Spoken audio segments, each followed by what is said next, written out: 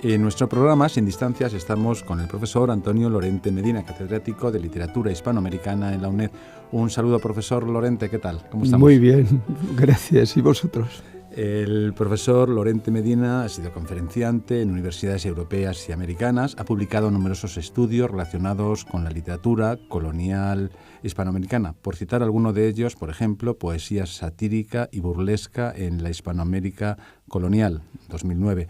Varias ediciones de El Lazarillo de ciegos caminantes, desde 1981 a 1984, Oriental Planeta Evangélico, 2009, Infortunios de Alonso Ramírez, en 2017, más reciente, pero el libro que vamos a comentar en este programa, Letras Hispanoamericanas Coloniales, está publicado por la UNED, en esta editorial. Profesor Lorente, ¿por qué este libro? ¿Cuál es la idea que le impulsó a escribir esta obra?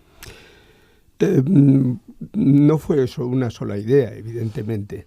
Cuando se hace un libro son diversas ideas las que le afloran a uno, pero hay una que es fundamental, y es que hace varias décadas me di cuenta de que los profesores españoles habíamos abandonado la literatura colonial y se lo habíamos dejado gratuitamente a profesionales de otros países que no necesariamente tienen conocimientos de la historia y de la cultura de España y de América. Y consideré que era un foco de investigación que debíamos hacer. Ha sido un poco coincidente porque lo pensamos distintos profesores de universidad y ahora mismo en España hay una floración de estudios de literatura colonial. A veces parece que está el sustrato ahí y basta que alguien dé un empujón, ¿no? Para ese esfuerzo, para aunar fuerzas ahí. Efectivamente, sí, es posible. ¿Y se conoce bien la etapa colonial hispanoamericana? ¿Los estudiosos le han dedicado esfuerzo al estudio y la investigación a esta etapa? ¿Usted cree? Se va conociendo mejor. El conocerse bien quizás sería petulante decir, pero es un problema que tiene prácticamente la literatura hispanoamericana de los 5 siglos si exceptuamos la literatura contemporanísima actual. Uno de los grandes problemas posiblemente sean los conocimientos del siglo XIX, casi tan grandes como los de literatura colonial. Y una demostración palpable es que no hay una colección de ediciones críticas, o estaba empezando a funcionar, de textos que podíamos decir canónicos de la historia de la literatura hispanoamericana. ¿Qué periodo histórico abarca el estudio de este libro? Repito el título, Letras Hispanoamericanas Coloniales, en la editorial UNED, por el profesor Antonio Lorente Medina. He intentado en este libro unir varios trabajos del siglo XVI, otros del XVII y el XVIII, es decir, hacer ver los 3 siglos de dominación española y el proceso de evolución de la historia de las mentalidades en la cultura hispanoamericana colonial, proceso que finaliza con la independencia, evidentemente. ¿Cómo está estructurado el libro? Son 3 partes que corresponden a 3 siglos. Es un periodo amplio. Está claro. Sí, es muy amplio, efectivamente, y podía haber puesto más textos o podía haber incluido otros autores. Evidentemente, quizá la laguna más grande sea la inexistencia de un trabajo sobre Sor Juana Inés de la Cruz. También es verdad que hay inflación de trabajos sobre Sor Juana Inés de la Cruz y yo quería darle otra orientación al libro, más novedosa, ¿no? Hábleme alguno de los autores que aparecen en el libro, por ejemplo. En realidad, el primer autor que hablamos es Fray Toribio Motolinía y ya es un hombre interesantísimo. Es interesantísimo porque cambia su apellido en función de la mentalidad con la que llega.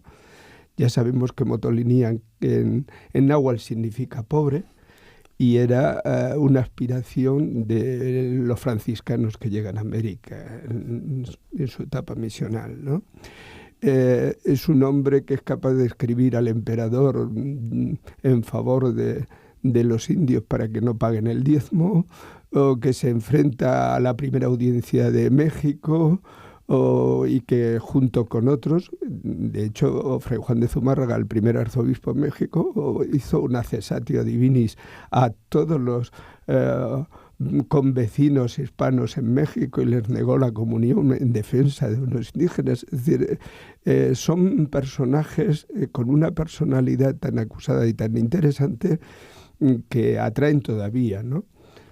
El ejemplo en este caso lo recogen distintos autores y por supuesto lo sufre Motolinia, pero el ejemplo de Cortés, al margen de lo que tuviera de diplomacia política, ¿no?, de arrodillarse ante 12 andrajosos, como eran los 12 misioneros franciscanos que llegan, él con sus capitanes y sus soldados, y entonces el Cuauhtémoc, llamémosle emperador, que en realidad no lo era, pero en fin, el emperador Cuauhtémoc y su corte ven a un dios viviente, como consideraban casi a Cortés, arrodillarse ante los andrajosos, y claro, se arrodillan como un solo hombre. El ejemplo político, es decir, el efecto propagandístico es enorme.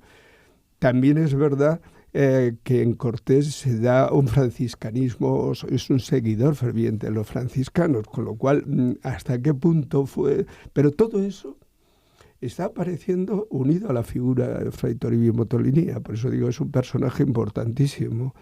Otro personaje importantísimo, Fernán González de Eslava, que es el dramaturgo más importante de América de los siglos coloniales, posiblemente porque es del que disponemos más corpus. Y a través de los textos que usted ha estudiado y ha investigado para realizar este libro, se puede comprobar la evolución social y política de los países hispanoamericanos desde la etapa colonial a la independencia. Ya digo que son 3 siglos. Que claro, es una etapa son muy 3 larga. siglos y 19 países hoy día, con lo cual sería pretencioso decir eso. Pero en las simplificaciones que solemos hacer, en realidad yo me he fijado más en el virreinato de Perú y en el virreinato de Nueva España, que fueron los 2 virreinatos esenciales, ¿no? En los demás se dio un proceso más o menos parecido, paralelo, pero teniendo en cuenta que el influjo de las metrópolis virreinales era muy grande dentro de la cultura frente a otros, ¿no? Y desde luego sí, en México y en Perú, y en los demás se ve a partir del 18 sobre todo, pero sí se ve un intento de conseguir un discurso propio, evidentemente hispano, pero propio, por parte de los criollos, que preteridos en los cargos oficiales y sin embargo dueños de la tierra y enriquecidos, sienten una desazón permanente que de alguna manera lleva al final a la independencia, ¿no? ¿Y se refleja en la literatura influencia mutua de ambos lados del Atlántico? ¿O hay disparidad ahí? Imagino. En general hay disparidad. Evidentemente es la metrópoli, es España y son los modelos españoles los que están influyendo en la literatura hispanoamericana. Eso no quiere decir que en algún caso no se pueda dar el proceso de vuelta, ¿no? Evidentemente las crónicas de Indias influyeron no solo en España, sino en la percepción que de América se tenía en toda Europa. Evidentemente González Eslava es posible, está por ver, es posible que muchas de sus canciones religiosas se conocieran en España también, o fueran producto de una misma corriente y de un mismo espíritu, también puede ocurrir, ¿no? Y desde luego Sor Juana Inés de la Cruz aquí fue muy admirada. Prueba de ello es que es aquí donde se repite en las ediciones y reediciones, que es donde le interesaba, por otro lado, a Sor Juana Inés de la Cruz. Y el influjo de Sor Juana Inés de la Cruz en el siglo XVIII, pues más o menos manifiesto queda latente, ¿no? Sí, quería comentarle este libro, Letras Hispanoamericanas Coloniales, del que es autor el profesor Antonio Lorente Medina. Recuerdo que es catedrático de literatura en la Facultad de Filología de la UNED. Es un libro editado por la UNED. Quiero hacer hincapié en que no solamente es para estudiantes de filología, no es un libro de texto al uso, de alumnos. Esto es. Sí es fundamental, creo, para los en el estudio de la asignatura. De filología. Tampoco he querido que fuera un manual. Uh-huh. Quería que fueran unas escalas en profundidad para que vieran la complejidad del mundo colonial hispanoamericano. Es verdad también que algunas lecturas obligatorias que tienen nuestros alumnos están contestadas en capítulos de este libro, con lo cual participa del manual. Pero lo que he querido es presentar unas reflexiones sobre ese mundo que efectivamente es para cualquier público que pueda estar interesado en conocerlo. Es curioso además porque yo creo que conviene ir a las raíces de la historia, porque cuando hablamos de literatura hispanoamericana, usted ha adelantado un poco en esta conversación, que nos vamos a lo más reciente, del siglo XX, la segunda mitad, lo que se llamó el boom hispanoamericano. Pero claro, antes había una tradición ahí. Que no, claro, evidentemente que le ha habido siempre. Otra cosa es en qué grado de calidad y cuáles eran sus preceptivas, por así decir, sus anhelos retóricos y sus logros. Pero hemos hablado de Sor Juana Inés de la Cruz, pero ¿quién no se acuerda del Martín Fierro, por ejemplo, en el siglo XIX, o de la novela María?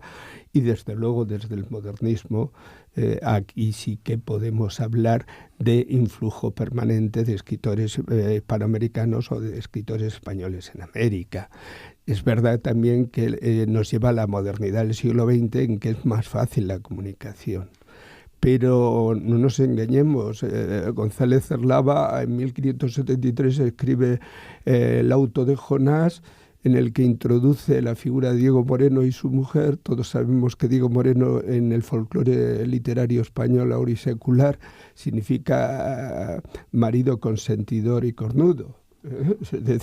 Y curiosamente está utilizando a Timoneda, y el año 1573, en el mismo año. Es decir, las comunicaciones eran más intensas de lo que podíamos pensar. Eran fluidas. Y en cuanto a lo del siglo XX, a mí me gustaron mucho las palabras que dijo García Márquez cuando le presentó Vargas Llosa en la Universidad Nacional de San Marcos de Lima.